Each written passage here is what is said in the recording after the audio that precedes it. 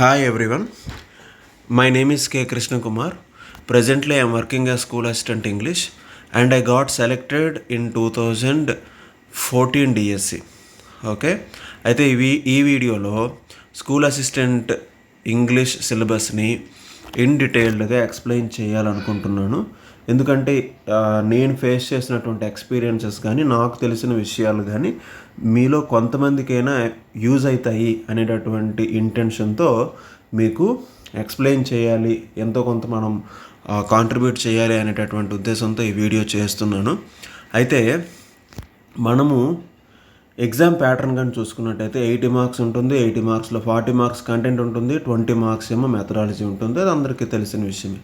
ఈ 40 మార్క్స్ కంటెంట్ని మనము కరెక్ట్గా ప్లాన్ చేసుకున్నట్టయితే మనం మ్యాక్సిమం స్కోర్ చేయొచ్చు. 38-40 కూడా మనం స్కోర్ చేయొచ్చు. ఓకే, ఎలా అనేది వీడియోలో చెప్తాను. At the same time English మెథడాలజీయే కదా, మనకి ఇంగ్లీష్ మెథడాలజీ ఎలా ఉంటుంది అంటే, ఈ మెథడాలజీని మనం ఎలా ప్లాన్ చేసుకోవాలి అంటే, ఫస్ట్ ఆఫ్ ఆల్ మనము ఒక కంప్లీట్ నోట్స్ అనేది ప్రిపేర్ చేసుకోవాలి. కంటెంట్కి మనం ఎలానో చేసుకుంటాం, మెథడాలజీకి కూడా ఏదో అకాడమీ బుక్స్ చదివకుండా వాటిని అండర్లైన్ చేసుకోకుండా ఫస్ట్ మనము అందులో ఉన్నటువంటి ప్రతి టాపిక్ని నోట్స్లోకి తెచ్చుకొని డీటెయిల్డ్గా రాసుకోవాలి. సో రాసుకోవడం ద్వారా ఏమవుతుందంటే, అందులో ఉన్నటువంటి కాన్సెప్చువల్ అండర్స్టాండింగ్ అనేది నెంబర్ ఆఫ్ టైమ్స్ మీరు చదవడం వల్ల మీకు అర్థమవుతుంది. ఫర్ ఎగ్జాంపుల్, ఈ డైరెక్ట్ మెథడ్ అవ్వచ్చు, బైలింగ్వల్ మెథడ్ అవ్వచ్చు, ఆస్పెక్ట్స్ ఆఫ్ ఇంగ్లీష్ లాంగ్వేజ్ అవ్వచ్చు, ఇవన్నీ కూడా మనకి నెంబర్ ఆఫ్ టైమ్స్ రివైజ్ చేయడం వల్ల అవుతుంది. అయితే మరి అకాడమీ బుక్ చూసో లేకపోతే ఇంకొక ఎవరో ఒక ప్రైవేట్ పబ్లికేషన్ ఇచ్చినటువంటి అమ్మినటువంటి బుక్ మనం తీసుకొని అందులోని ఏదో అండర్లైన్ చేసేస్తాము అంటే కుదరదు. అంటే ఎందుకు కుదరదు అంటే, షార్ట్ కట్స్ సక్సెస్ ఉండవండి. ఇంగ్లీష్ మెథడాలజీ ఎలా ఉంటుందంటే, ఇంతేలే వచ్చేసినట్టే ఉంటుంది. 4 ఆప్షన్స్ కూడా చాలా ట్రిక్కీగా ఉంటాయి. అట్లీస్ట్ మీరు కొంచెం చదివితే 3 ఆప్షన్స్ మీకు ట్రిక్కీగా ఉంటాయి. బాగా చదివి బాగా రివైజ్ చేసుకొని బాగా ప్రాక్టీస్ చేస్తేనే మీరు అందులోని ఒక ఆప్షన్ రైట్ ఆన్సర్ని మీరు పిక్ చేయగలరు. ఓకే, అండ్ ఇంత డీటెయిల్డ్గా ఇంత డీప్ డౌన్గా ఎందుకు చెప్తున్నానంటే, హాఫ్ మార్క్లో పోయిన వాళ్ళు కూడా ఉన్నారు, హాఫ్ మార్క్లో జాబ్ కోల్పోయిన వాళ్ళు కూడా ఉన్నారు. అప్పుడు ఫీల్ అయ్యే కన్నా మనం ప్రిపరేషన్ అనేది పర్ఫెక్ట్గా స్మార్ట్గా ప్రిపేర్ అయితే కంపల్సరీ జాబ్ అనేది వస్తుంది. ఎస్పెషల్లీ ఈసారి స్కూల్ అసిస్టెంట్ ఇంగ్లీష్ చాలా ఎక్కువ పోస్టులు ఉన్నాయి. ఈసారి ఈ ఆపర్చునిటీ కోల్పోకూడదు, అస్సలు కోల్పోయే పరిస్థితి ఉండకూడదు. ఓకే, అందుకే మీకు ముందే ఆల్ ద బెస్ట్ చెప్పేస్తున్నాను. అయితే ఒకసారి మనము ఇంగ్లీష్ కంటెంట్ సిలబస్లోకి వెళ్ళినట్టయితే చూడండి, ఇక్కడ సినోనిమ్స్ అన్నాడు. ఐడెంటిఫికేషన్ ఆఫ్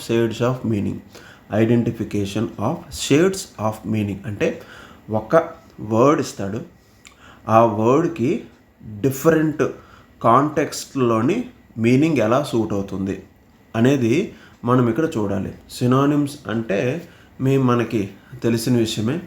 ఓకే, అయితే సినోనిమ్స్ అంటే నానార్థాలు అంటారు కదా తెలుగులో, లేదా పర్యాయ పదాలు.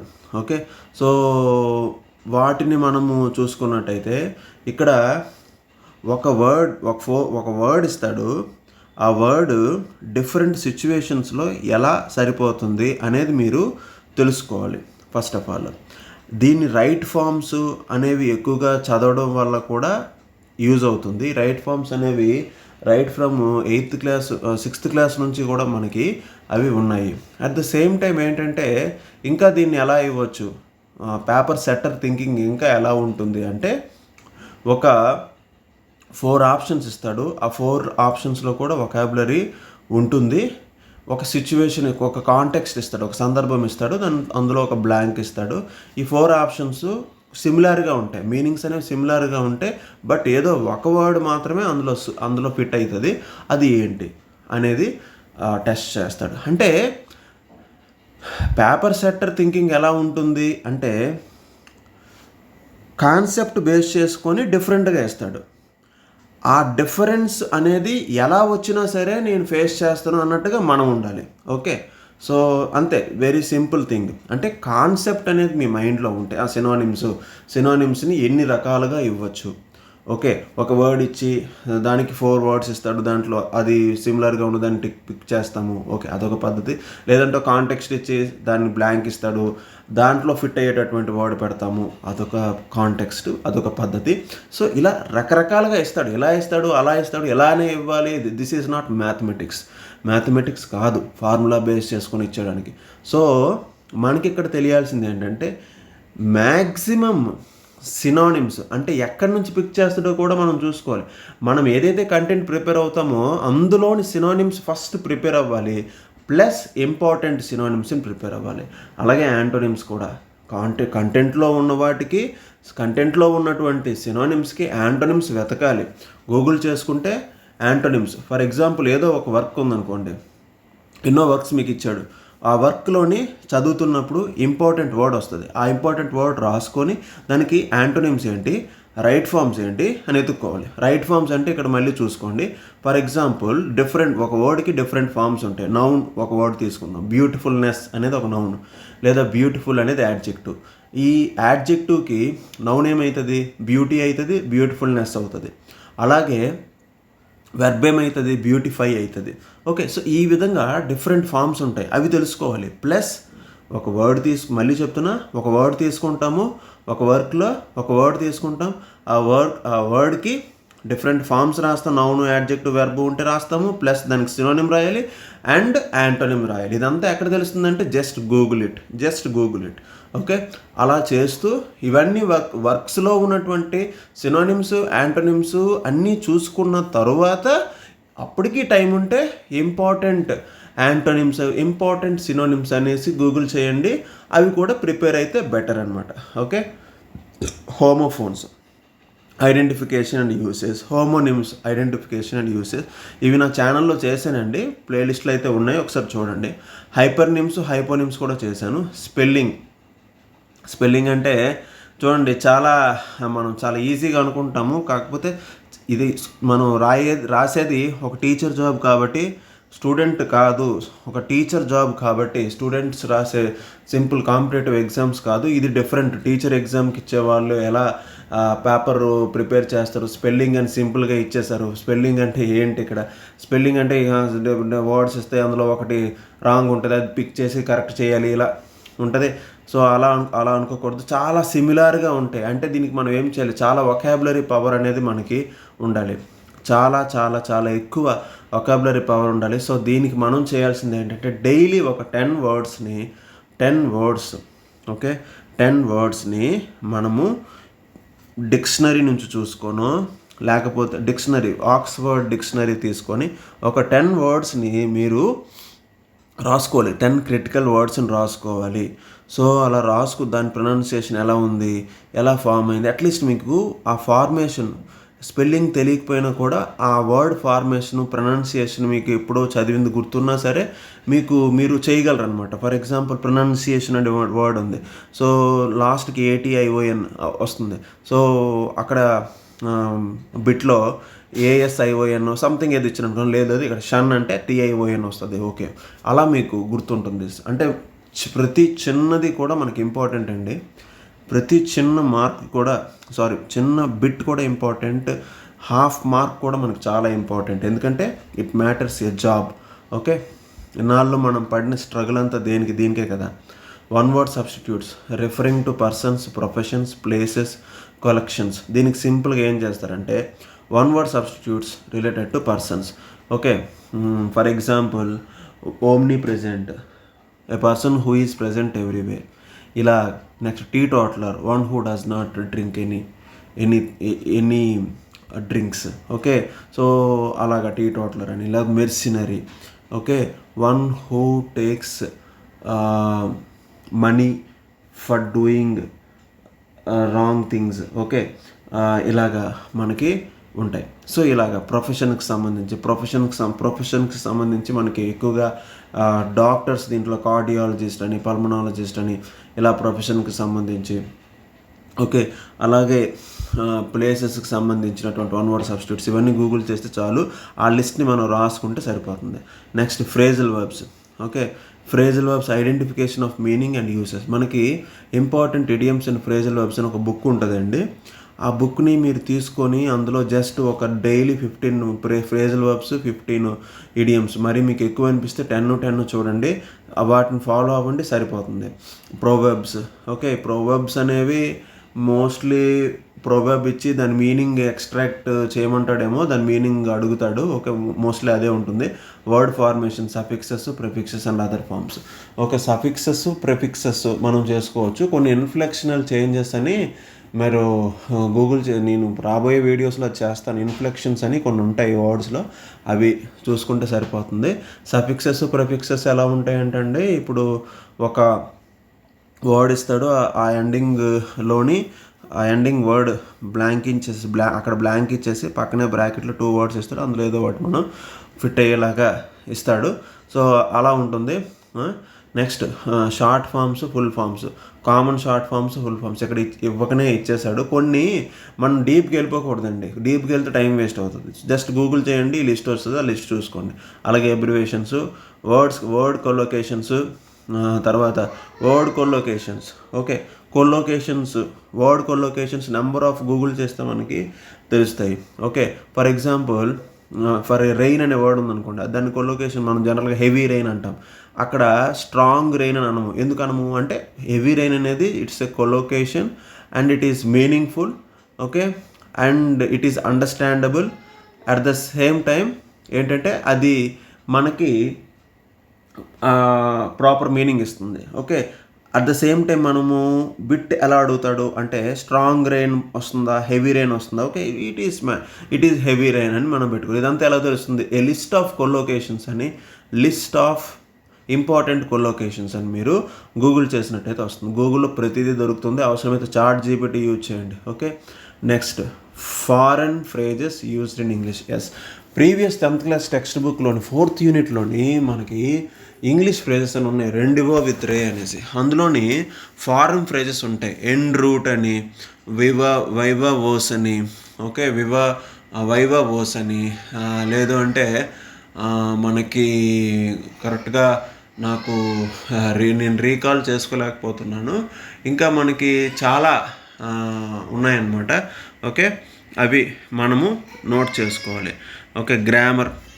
ఎస్, ఇక్కడ వచ్చింది level of testing. Grammar topic ఏది ఇచ్చాడో అదే ప్రిపేర్ అవ్వండి. Grammar is వాషన్. ఓకే, ఒక్కొక్కలా రాస్తారు. మైన్యూట్స్కి వెళ్ళొద్దు, మైన్యూట్ రూల్స్కి వెళ్ళొద్దు.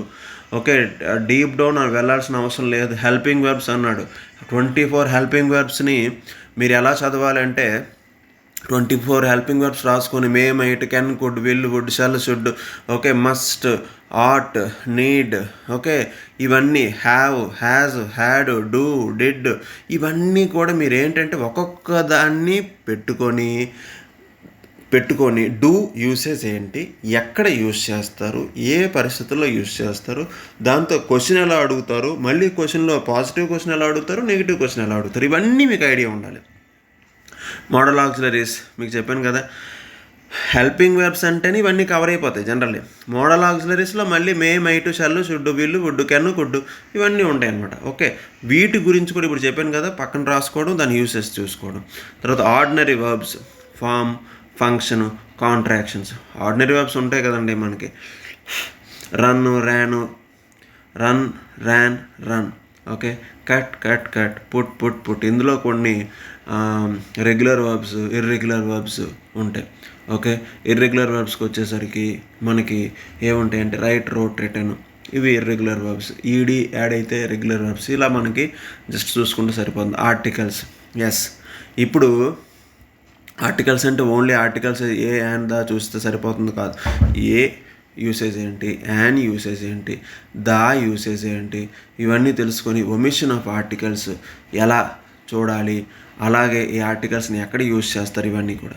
Next prepositions, simple compound prepositions including prepositions following certain words, prepositional phrases. చాలా పెద్దది ఇచ్చాడు. ఇప్పుడు చూడండి, దీన్ని మనం స్ప్లిట్ చేసుకుంటే సింపుల్ ప్రపోజిషన్స్, కాంపౌండ్ ప్రపోజిషన్స్ అని చూస్తారు. ఇందులోని తర్వాత ఇంక్లూడింగ్ అన్నాడు. Including prepositions following certain words. ఇక్కడ ప్రపోజిషన్స్ ఫాలోయింగ్ సర్టెన్ వర్డ్స్ అంటే మీరు గూగుల్ చేయాల్సింది ఏంటంటే ప్రపోజిషన్స్ ఫాలోడ్ బై వెర్బ్స్ ఒక లిస్ట్ ఉంటుంది, ప్రపోజిషన్స్ ఫాలోడ్ బై యాడ్జెక్టివ్స్ ఒక లిస్ట్ ఉంటుంది, ప్రపోజిషన్స్ ఫాలోడ్ బై నౌన్ ఒక లిస్ట్ ఉంటుంది. ఇవి మీరు లిస్ట్ అవుట్ చేసుకొని రాసుకోవాలి. ప్రపోజిషనల్ ఫ్రేజెస్ అంటే ఏంటి, కన్సర్నింగ్ విత్, రిగార్డింగ్ టు, ఇవన్నీ కూడా ప్రపోజిషనల్ ఫ్రేజెస్. ఓకే, అలాగే మనకి పెర్టైనింగ్ టు, ఇవన్నీ కూడా ప్రపోజిషనల్ ఫ్రేజెస్ కింద వస్తాయి. అకార్డింగ్ టు, ఇవన్నీ ప్రపోజిషనల్ ఫ్రేజెసే.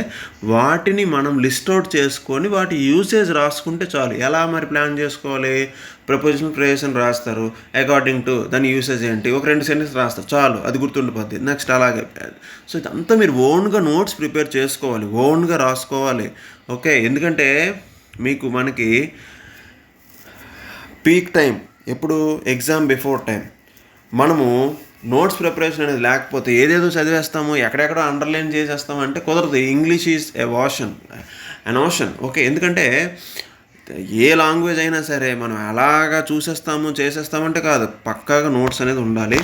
నోట్స్ లేకపోతే సక్సెస్ అవ్వడము డిఫికల్ట్ అవుతుంది. నెక్స్ట్ చూడండి, క్లాజెస్ కూడా మీకు ఒక బుక్ సజెస్ట్ చేస్తానండి. ఫస్ట్ బేసికల్గా రన్ అండ్ మార్టిన్ చూడండి. రన్ అండ్ మార్టిన్ నుంచి ఈ టాపిక్స్ని చూసుకొని నోట్స్ ప్రిపేర్ చేసుకుంటారు.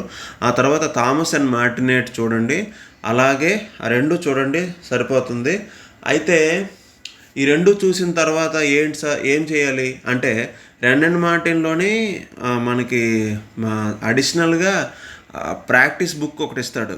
సో అది ఈ టాపిక్స్కి సంబంధించే ప్రాక్టీస్ చేయండి, ఎక్కువ చేయొద్దు, ఎక్స్ట్రా చేయొద్దు. Okay, at the same time Google చేస్తే మనకి చాలా వెబ్సైట్స్లోని క్లాజెస్ ఇచ్చాడు కదా, క్లాజెస్ రిలేటెడ్ ఎక్సర్సైజెస్ అని కొట్టండి, చాలా వస్తాయి, నెంబర్ ఆఫ్ వస్తాయి. డైలీ గ్రామరు ప్రాక్టీస్ అనేది కంపల్సరీ చేయాలండి, మర్చిపోకూడదు, స్కిప్ చేయకూడదు. ఎందుకంటే practice makes a man perfect, RL Stevenson అన్నట్టు. ప్రాక్టీస్ లేకపోతే చాలా కష్టం. Sentence structures. Okay, sentence structures ఏంటి?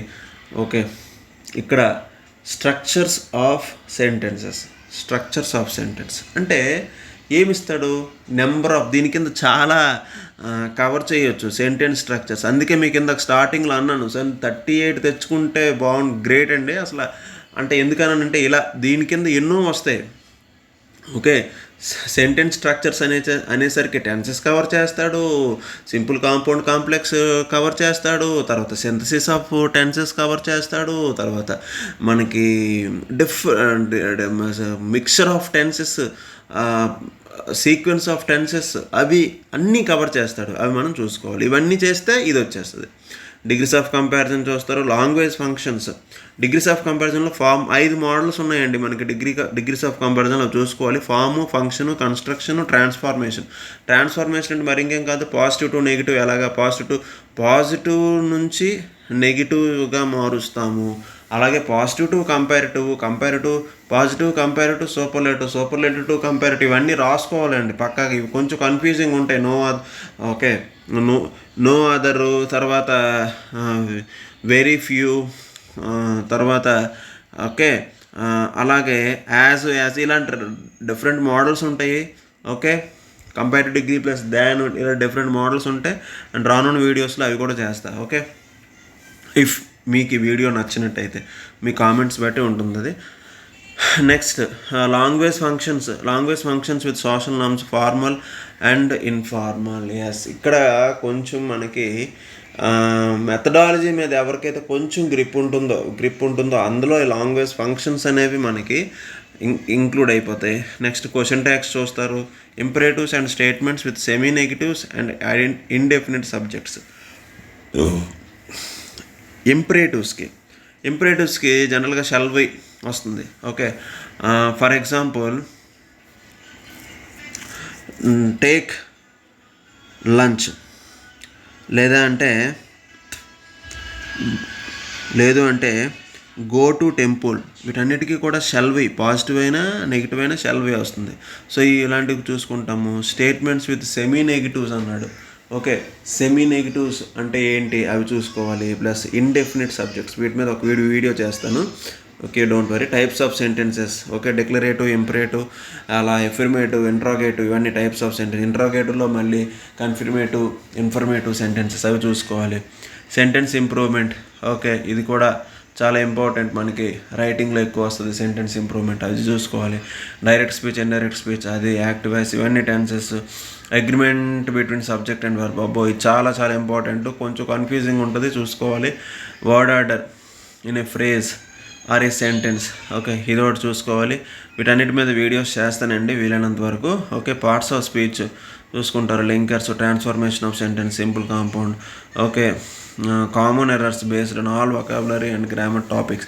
చూసారా, బేస్డ్ ఆన్ ఆల్ వొకాబులరీ ఇక్కడ ఇవ్వకనే ఇచ్చాడు ఇండైరెక్ట్గా. Based on all vocabulary, that means that are taken from the works that are mentioned in the syllabus. సిలబస్లో మెన్షన్ చేసినటువంటి వర్క్స్లోనే వొకాబులరీ తీసుకుంటాడు. స్టార్టింగ్లో మీకు చెప్పా. Mechanics of writing, level of testing మనం చూసుకున్నట్టయితే punctuation and capitalization, capital letters ఎలా యూజ్ చేయాలి, comma, full stop, question mark, ఇవన్నీ బేసిక్స్ అండి. అవన్నీ చూసుకుంటే సరిపోతుంది. నాకు తెలిసి మీలో చాలామంది ప్రైవేట్గా చేస్తుంటారు, సో ఇవన్నీ కూడా ఐడియా ఉంటుంది. అండ్ నా కాంట్రిబ్యూషన్ ఏంటంటే జస్ట్ నేను ఫేస్ చేసిన ఎక్స్పీరియన్సెస్, ఎలా హౌ టు ప్రిపేర్ అనేది చెప్తాను అంతే. Okay, writing of discourses, letter writing, news report, diary entry, conversation, description, diary entry, ఇవన్నీ కూడా మనకి పాయింట్స్ ఏవి ఉంటాయి అవి తెలుసుకోవాలి. ఇప్పుడు లెటర్ రైటింగ్ అందరూ రాసేస్తాం, we know how to write, but why are the points used, like subscription, superscription, okay, salutation, ఇవన్నీ ఎప్పుడు వస్తాయి, ఎక్కడ వస్తాయి, అఫీషియల్ లెటర్లు ఎలా ఉంటుంది, సోషల్ లెటర్స్లో ఎలా ఉంటాయి, ఇవన్నీ కూడా మనం తెలుసుకోవాలి. ఒక న్యూస్ రిపోర్ట్ స్టార్టింగ్ ఏం పెట్టాలి, ఓకే, డైరీ ఎంట్రీలో ఏం పెట్టాలి. ఓకే, డైరీ ఎంట్రీ మీకు ఈజీనే, లాస్ట్లో పేరే ఎందుకు పెట్టాలి, డియర్ డైరీ అని ఎందుకు రాయాలి, ఇలాంటి పాయింట్స్ అనమాట. కాన్వర్జేషన్ రాసేటప్పుడు, సో కాన్వర్జేషన్ అనుకుంటాం, కాన్వర్జేషనే కదా రాసేస్తాం, నాకు ఐడియా ఉంది అనుకుంటాం. బట్ కాన్వర్జేషన్లోని what are the steps you follow, how do you start a conversation, okay, what kind of addressing you follow when you address someone that you know, that you don't know, ఇలా మనం అడుగుతూ ఉంటాడు. So కొంచెం ట్రిక్కీగా ఉంటుంది. Diary entry 2 సార్లు ఇచ్చేసాడు. Biographical sketch, story, script for a speech. Okay, dictionary skills, level of testing. Dictionary skills ఎలా అంటే గైడ్ వర్డ్స్ ఏంటి, ఇవన్నీ చూసుకోవాలి. డిక్షనరీ స్కిల్స్లో ఇవన్నీ చూసుకోవాలి. గైడ్ వర్డ్స్ అంటే ఏంటి, ఒక వర్డ్ ఇచ్చేటప్పుడు మనకి స్టార్టింగ్లో మీ దగ్గర కంపల్సరీ ఆక్స్ఫర్డ్ లెర్నర్స్ డిక్షనరీ ఉండాలి. Don't depend on any other dictionary, like Telugu from English to Telugu, కొన్ని డిక్షనరీస్ ఉంటాయి, వాటిని ఫాలో అవ్వద్దు, వాటిని ఫాలో అయితే పని అవ్వదు. Compulsory Oxford learners dictionary new edition తీసుకుంటే బెటరు. అందులోని మన గైడ్ వర్డ్స్ అంటే ఏంటి, ఓకే, కొన్ని పీవీ అంటాడు, పీవీ అంటే ఫ్రేజల్ వెర్బ్, ఏడీవీ అంటే యాడ్ వెర్బ్, ఇలా కొన్ని ఎస్వైఎన్ అంటే సినోనిమ్, ఇలా కొన్ని అబ్రివేషన్స్ ఉంటాయి. అవి కూడా అబ్రివేషన్స్ ఇందాక మనం చెప్పాం కదా, అందులో కూడా కవర్ అవుతుంది.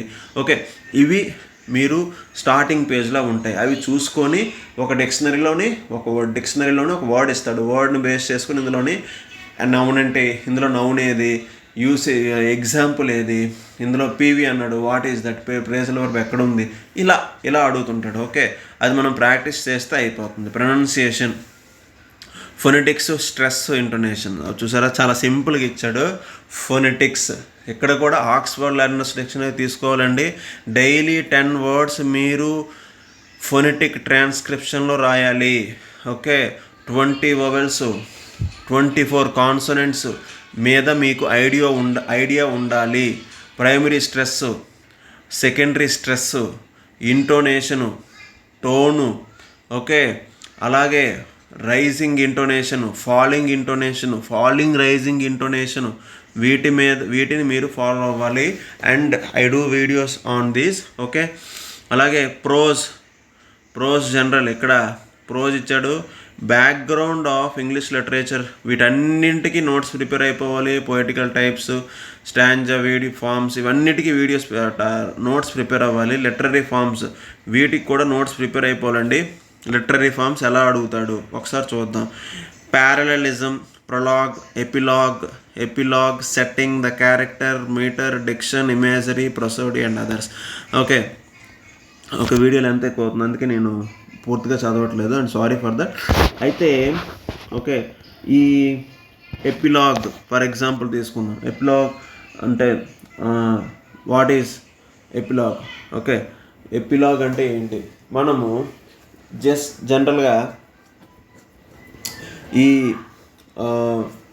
ఎపిలాగ్ కానీ చూసుకున్నట్టయితే ఇది ఒక లిటరరీ టర్మ్. ఓకే, ఎపిలాగ్ అనేది ఒక ఇంట్రడక్షన్. ఓకే, సో ఎలా అడుగుతాడు? ఒక కాంటెక్స్ట్ ఇస్తాడు, ఒక సందర్భం ఇస్తాడు, దాన్ని కిందేమో 4 ఆప్షన్స్ ఇస్తాడు. Like prologue, epilogue, setting, the character, ఇలా 4 ఆప్షన్స్ ఇచ్చాడు అనుకోండి. 4 ఆప్షన్స్లోని ఈ పైన ఇచ్చిన కాంటెక్స్ట్ దేనికి ఏ లిటరరీ టర్మ్కి సంబంధించినది. ఓకే, అలా అడుగుతాడు. లేదు అంటే కాన్ఫ్లిక్ట్, విరోధము. ఓకే, ఇక్కడ పైన ఒక కాంటెక్స్ట్, ఆ కాంటెక్స్ట్ కూడా మళ్ళీ వర్క్స్ నుంచి చేస్తాడు. వర్క్స్ నుంచి ఇచ్చేసి అది అడుగుతాడు, ఇదేంటిది, దేనికి సంబంధించింది అనేసి. ఓకే, సో ఈ విధంగా అడుగుతాడండి. నెక్స్ట్ మనం చూసుకున్నట్టయితే ఇక్కడ పోయట్రీకి సంబంధించి కొన్ని వర్క్స్ ఇచ్చాడు. ఏం చేయాలి? డీటెయిల్డ్ స్టడీ అన్నాడు. Detailed study. Okay, wear the mind is without fear. ప్రతి పోయం కూడా ఎలా రాసుకోవాలి నోట్స్ అంటే, పోయం మొత్తం కూడా లైన్ టు లైన్ నోట్స్ మీ దగ్గర ఉండాలి. అందులో వొకాబులరీ ఎలా యూజ్ చేశాడు, ఫిగర్ ఆఫ్ స్పీచ్ ఎలా యూజ్ చేశాడు, అందులో ఇమేజరీ ఉందా, పర్సానిఫికేషన్ ఉందా, మెటఫర్ ఉందా, లేదు అంటే మనకి యుఫెమిజం ఓకే ఉందా, లేదు అంటే లిటోట్ ఉందా, లేదు అంటే పన్ ఉందా, ఇలా రకరకాలుగా ఎలాంటి ఫిగర్ ఆఫ్ స్పీచ్ ఉంది, అలాగే మెయిన్ థీమ్ ఏంటి, దీని మీద ఎవరైనా కామెంట్ చేశారా, క్రిటిసైజ్ చేశారా. ఓకే, ఇప్పుడు రవీంద్రనాథ్ ఠాగూర్ రాశారు wear the mind is without fear, దీని గురించి అదర్ రైటర్స్ ఏమైనా అన్నారా, ఇదంతా మీద ఉండాలి. ప్లస్ రవీంద్రనాథ్ ఠాగూర్ గురించి ఇన్ఫర్మేషన్ మీద ఉండాలి. ప్లస్ మొత్తం రవీంద్రనాథ్ ఠాగూర్ గారు రాసినటువంటి వర్క్స్ మీద మీకు ఒక ఐడియా ఉండాలి. Until and unless you don't have idea, you cannot. మీకు ఐడియా లేకపోతే మీరు ఇచ్చినటువంటి బిట్స్ని మీరు క్రాక్ చేయలేకపోవచ్చు. కంప్లీట్గా ఐడియా ఉండాలి. అందుకే మీకు అంటున్నాను, కంపల్సరీ మీకు ఒక ఐడియా ఉండాలి. ఓకే, మీకు లేకపోతే కష్టము. చూసారా, హాఫ్ మార్క్ కూడా ఇంపార్టెంట్. ఇక్కడ ఉన్నటువంటి ప్రతి వర్క్ కూడా మీరు డీటెయిల్డ్గా నోట్స్ రాసుకోవాలి. ఓకే, ఇక్కడ డ్రామా ఇచ్చాడు చూడండి. సెకండ్ ఏమి ఇచ్చాడు? Of studies, Francis Bacon.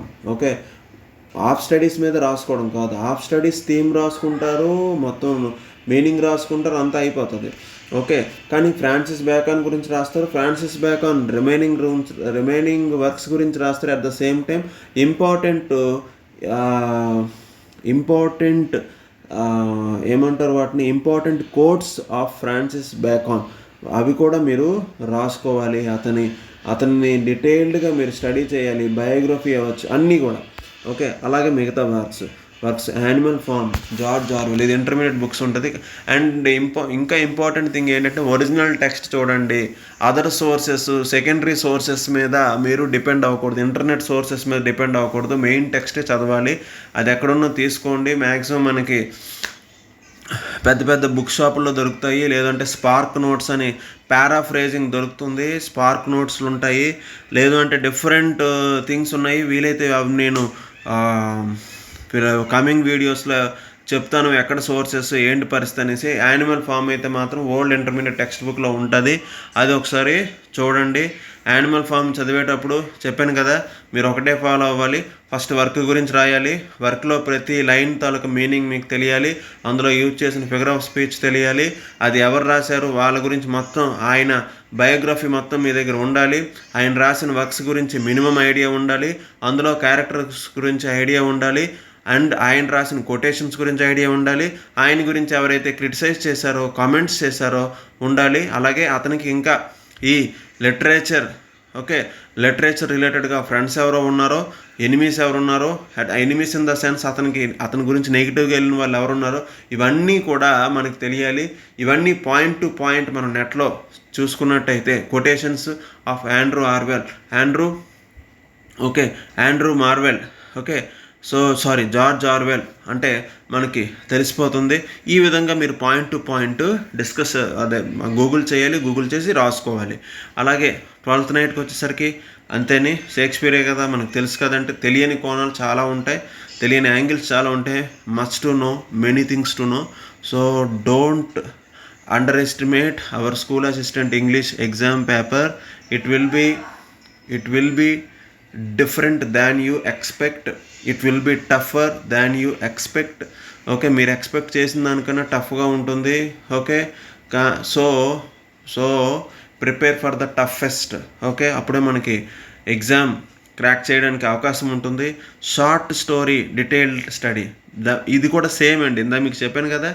Okay, అంతేని మెథడాలజీకి సంబంధించి మాత్రం అకాడమీ బుక్ ప్రిపేర్ అవ్వండి. అకాడమీ బుక్ తీసుకుంటారు, లేదు అంటే అకాడమీ బుక్ తీసుకున్న తర్వాత అప్పుడు ఇంగ్లీష్లో మనకి నీలకమల్ బుక్స్ అప్పుడే మెథడాలజీలోని ఉండేవి. మరి ఇప్పుడు ప్రజెంట్ రన్నింగ్లో ఉన్న ఏ మెథడాలజీ బుక్ తీసుకున్నా ఒకటేనండి, కంటెంట్ మీరు ఓన్గా ప్రిపేర్ చేసుకోవాలి.